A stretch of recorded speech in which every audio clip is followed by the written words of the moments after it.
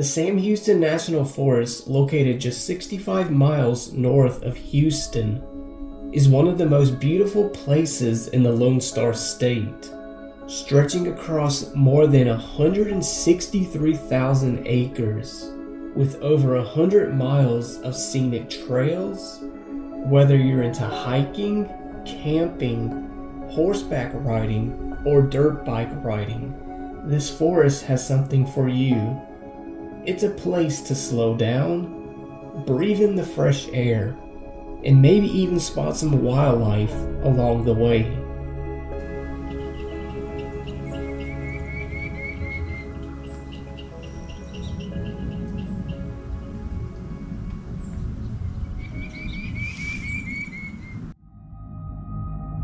But what if I told you, beneath the silence of the trees, this forest hides secrets that very few speak about? For decades, human bodies have been discovered here. Some victims were identified, others remain nameless, and in some cases, their killer was never found. Which means, to this very day, someone out there still may be walking free right under our nose.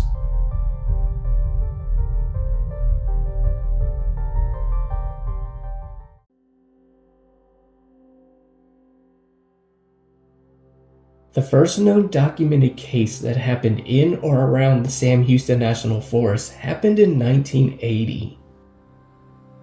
On November 1st, 1980, a teenager girl's body was found along Interstate I-45 near the forest's edge. She had been brutally assaulted and strangled. For decades, she was known only as the Walker County Jane Doe. It wasn't until 2021 that technology revealed her true name, Sherri Ann Jarvis, but her killer has never been identified. I filmed a documentary on Sherri's case, the full length of what I know and what I found online. I go to the locations of where she was located at, last seen at. I went to the location of where her body was found, and I went to her gravesite. Now, if you want to see that full-length video, it'll be down in the comments below, and there should be like a little yellow tag next to the title of the video. Go check it out. It's a very interesting case.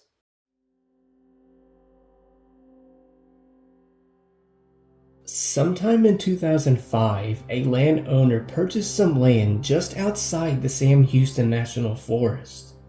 And that morning, around 10 a.m., he went out to clear some of the land because he was planning on building a house. And that's when he noticed a strong odor coming deeper in the woods, which led to the discovery of a decomposed human body. The landowner contacted the police, and several sheriff deputies were called to the scene at approximately 11 a.m. The area in which the body was found was approximately 3.5 miles north of the city of Montgomery and about 1.5 miles north of Pole Creek.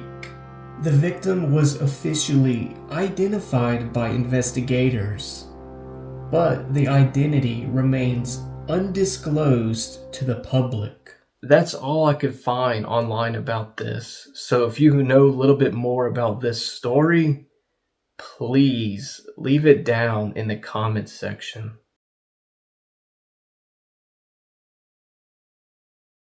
In 2017, another body was found, but this time 55-year-old Teresa Kirkpatrick. Teresa and her husband were hiking the Sam Houston National Forest on Thursday, July 28, 2017, and at some point they became separated. Her husband reported her missing. Teresa's body was found early the next day in the forest. The Montgomery County Sheriff's Office called her death suspicious.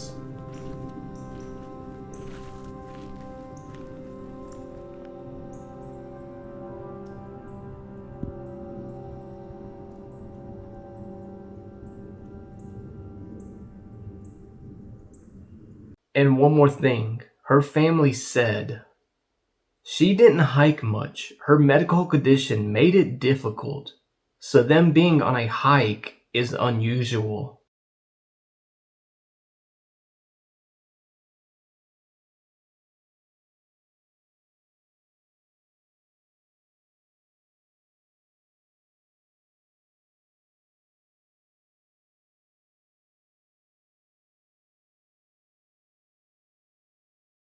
This right here is 59-year-old Rhonda Richardson, a mother and grandmother from Cleveland, Texas. She was a correctional officer with the Texas Department of Criminal Justice, working at the Pulaski unit. She had around 25 years of service and was close to retirement. A few days before her death, she asked a neighbor for help locating her missing dogs. Dogs that apparently sometime left her property and roamed into the woods. Rhonda asked Robert Clare if he would help her find her dogs. Robert agreed to, and moments later, Robert killed 59-year-old Rhonda Richardson. Robert shot Rhonda and hid her body half a mile in the Sam Houston National Forest. Days go by and no one has heard from Rhonda.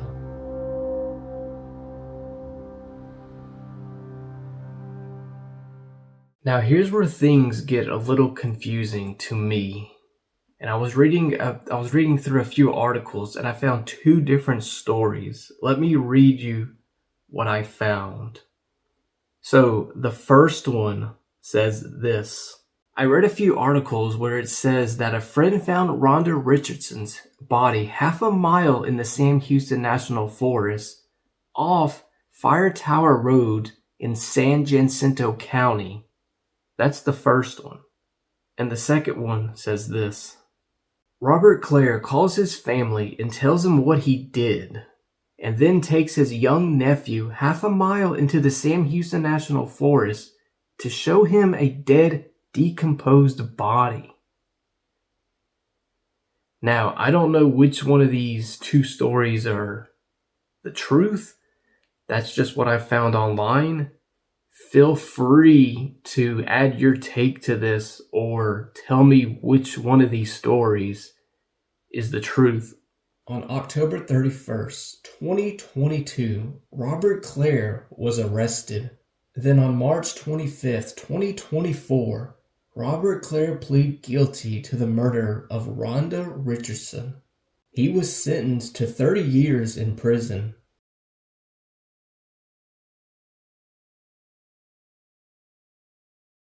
I believe on April 13th or April 14th, 2022, 24-year-old Felicia Johnson left San Diego, California to travel to Houston, Texas for two things.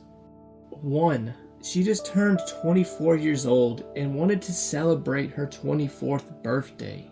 And two, she wanted to start a brand new life here in Houston, Texas, and apply for a job at a local adult strip club. Sadly, Felicia Johnson didn't get the job.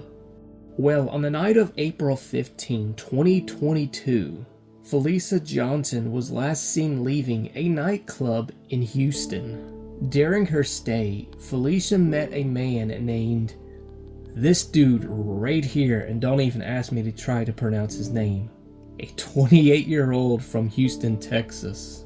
The two connected on Snapchat after Felicia posted what I believe to have been an ad offering some kind of service of some sort. Well, this dude right here responded and offered her $500 in exchange for spending time together.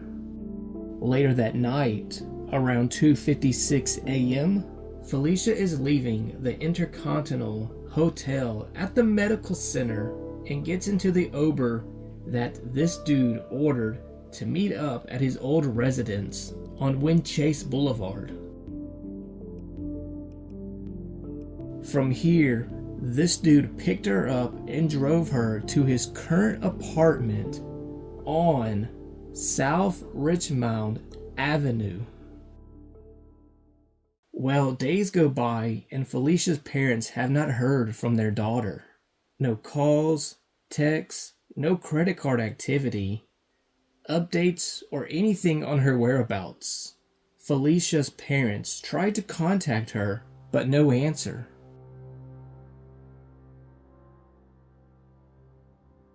This got Felicia's parents worried and reported it to the Houston Police Department.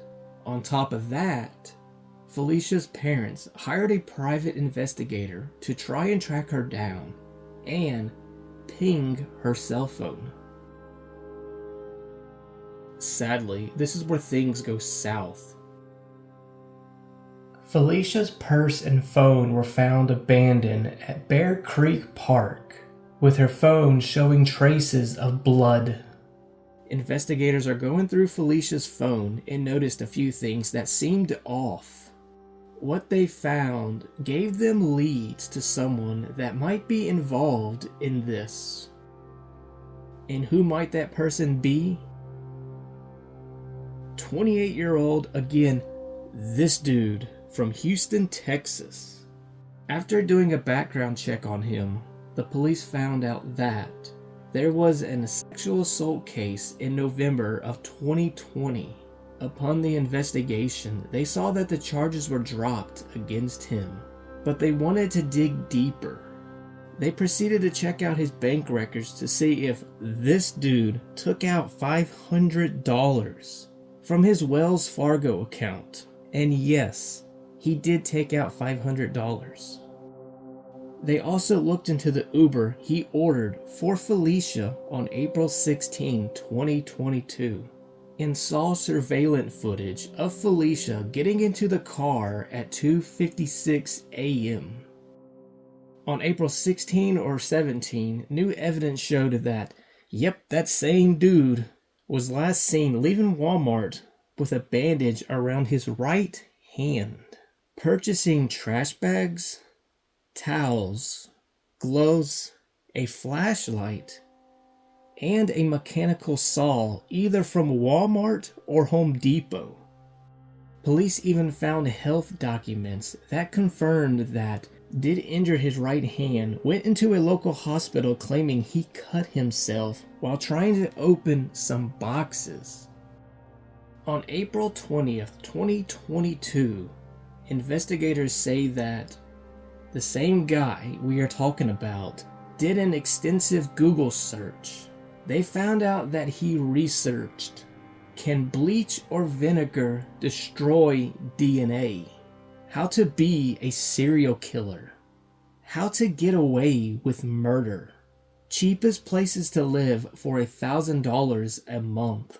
And how to delete your search history completely. And that's not all the police discovered. While going through his phone, police came across a photo of a dismembered woman, as well as 3 other images of unidentified deceased individuals. No metadata or identities were attached to the photos. A week later, the same guy we talking about still, looked up to see if police could track phone records. And how do investigators know all of this? He was stopped during a traffic stop, and he was detained and questioned, but later released due to the lack of evidence at the time. However, the police seized his cell phone. Inside his car, investigators found a gun, a knife, and a shovel with blood on it. On May 13th, Houston Police Department did an arrest warrant for, the same dude that I cannot pronounce his name, after they suspect that they found blood as well as several items with Felicia's DNA in his car. Sources say they also found Felicia's DNA in his apartment as well. Was charged on June 9th, 2023 for the murder of Felicia Johnson and tampering with evidence. Sadly, Felicia's body has not been found.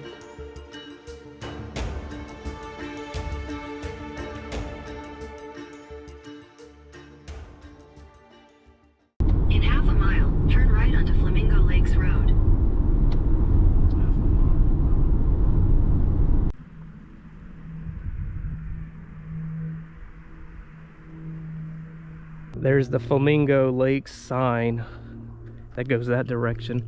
This is 149. I don't know if it's east, north, south, east, west, something.